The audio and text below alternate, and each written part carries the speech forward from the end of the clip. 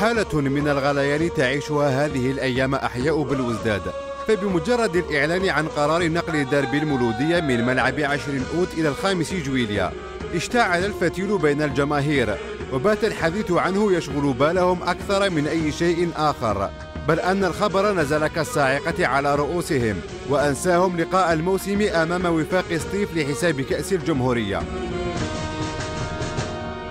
الإعلان المبكر عن نقل المواجهة طرح تساؤلات عديدة من قبل الجمهور البلوزدادي الذي راح يتهم السلطات وهيئة محفوظ قرباج بالتخلاط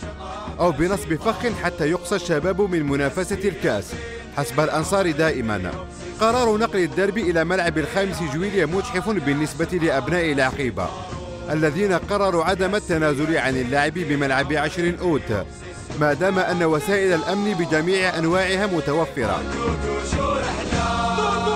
يقال أن قبول إدارة شباب بالوزداد اللعب بالخامس جويليا سيقابله الحصول على نسبة أكثر مما سيحصل عليه مولودية الجزائر من عائدات حقوق البث التلفزيوني وعائدات التذاكر. كل ما يحدث هذه الأيام في بالوزداد سوف لن يخدم لا الفريق ولا الرابطة التي تبقى المسؤولة الوحيدة عما سيقع في قابل الأيام، بما أن الإعلان عن مكان الدربي سابق لأوانه.